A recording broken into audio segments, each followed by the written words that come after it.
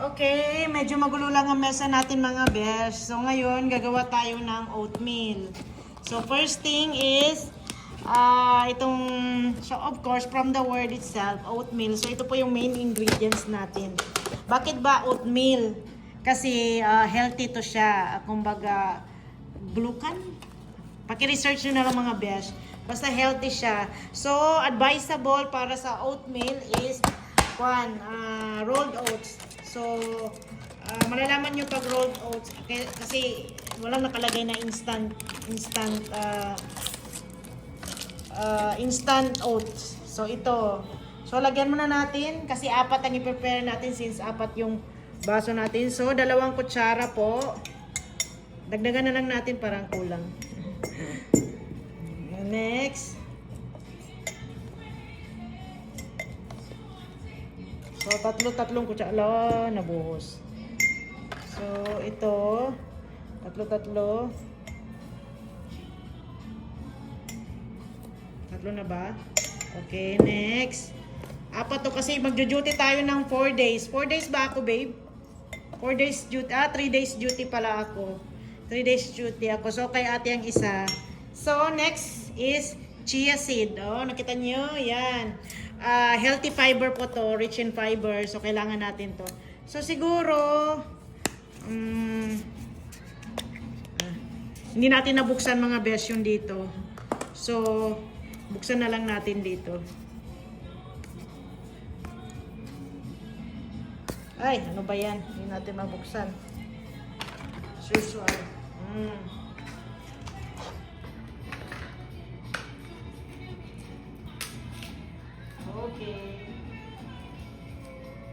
Okay, come on. Ito na. Ay, nakasali pa mga besh. Marami So ngayon, siguro mga 1 teaspoon o 2 teaspoon na lang mga besh. So itong gagamitin natin.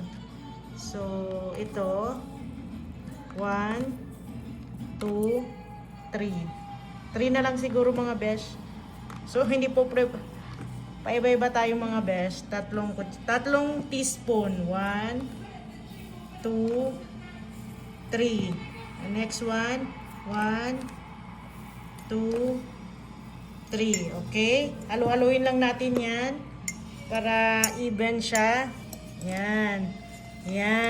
Okay. So, next is ang Greek yogurt natin. Buksan natin. Fresh na fresh. Oh. Healthy itong mga beshi. Pwede naman iba-ibang brand. Pwede kayong kumuha ng ibang brand. So, yan. Next.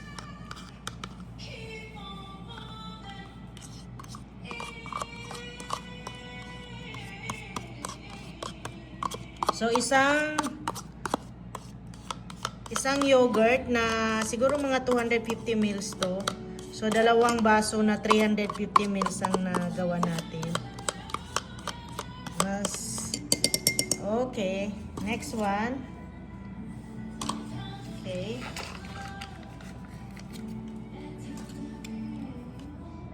Amoy na amoy yung yogurt. Okay. Hatiin natin siya. Okay. Simutin natin mga besh dahil para hindi naman masayang. Silagyan natin. Okay. So next is kailangan natin ng lagyan ng gatas. Okay? So this is it. Dito naman lagyan natin. Organic.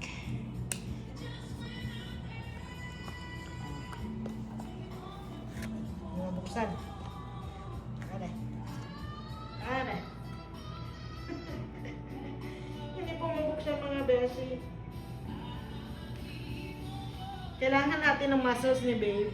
So, ito pa buka. Ay, nakita tayo sa salamin. Kailangan ng muscles ni babe. So, yan po nabuksan. So, yan. Ay, ano ba yan? Messy na po mga beshi. Okay. Okay, next. Ay! Mhm. Meron pa po tayong, ano ba yan? Pa-background sound. Next. Okay. Wala nang tira sa akin. Marami pa. Cactus free pa. Wala pa nang tira sa akin. Kasi hindi po siya kumakain nito. So haluin lang po natin para magka-even yung, ano ba yan? Yung even yung mga ingredients. After po nito, pwede na po tayo mag-toppings ng mga different fruits. Such as, meron tayo ditong mangga at saka banana. Usually, pwede na natin ilagay ang mangga. Pero, parang chinek ko yung mangga, medyo matigas pa siya. So, bukas na lang ng umaga ko ilagay. Pero, while, pwede rin naman na hindi pa natin ilagay, bukas na natin ilagay. Pwede din saging. Parang ayaw ko pa siya lagyan ng saging kasi minsan ayaw kong nalalata yung saging dito. So, awa na. Okay. Ayan. Pwede nyo lagyan ng honey mga besh, pero ako hindi na kasi I'm sure itong mangga natin at saka saging or any fruits na ilagay natin, masarap. So, pwede natin lagyan ng toppings na granola. Bukas ko na rin ilalagay. We have 2 different flavors. And then, ngayon, pwede na natin to ilagay. Almond nuts and walnuts. Okay? So, lagyan natin. So, 1, 2, 3, 4, 5, 6, 7 na lang mga best. 7. Walnuts.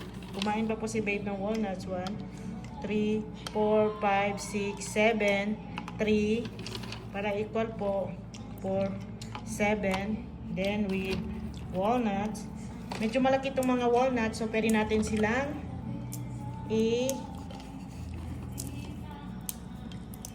ganito.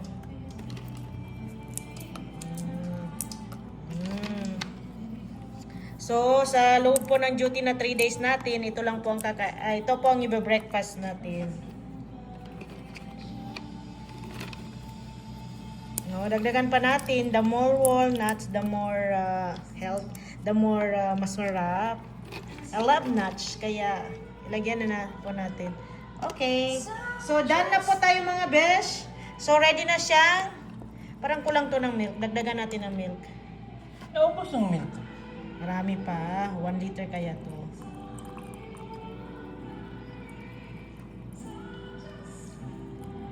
Kasi ayoko nang masyadong creamy. Gusto ko yung medyo masabaw siya. Yan. At saka, one more thing, yung chia seed, kuhan yun siya. Sisip-sipin niya yung gatas. Yung liquid. So, ready na siyang i-chill. So, bukas, lagyan na lang ng prutas, ready ng pangbaon. So, tatakpan natin mga besh kung dito yung pagkakit.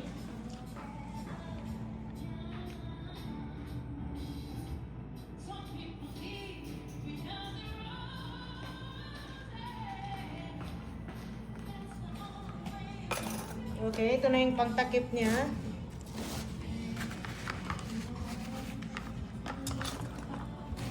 Na. So, sanang ready na ito. Kasi nahalo na natin to. So, igagana na po natin mga besh. So, i-chill na natin to sa rep. Of course, with a spoon. So, pwede na nilagyan, no? Ready na. Pwede na siyang pambaon mga besh. Okay, so this is for tomorrow kasi duty tayo. Ala, may nakalimutan tayo guys. Ito pala, sa loob pala ito ilagay. Punasan natin. So next is this one. Kasi ito yung pang seal niya. Seal. Okay. Diba? Ready na mga besh.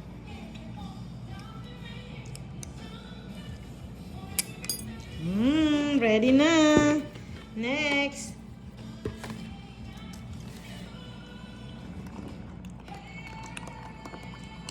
Bukas, titingnan natin pag ready na, nakalagay na yung mga fruits para mas masarap. So, yan na. Nakita ninyo na po paano gawin. fruits na lang. Then, ready to eat na siya anytime. Pwede na rin nyo ilagay ito. Pero bukas ko na ilagay para mas crunchy siya. Okay. Sige na. Assalamualaikum. Until sa next vlog.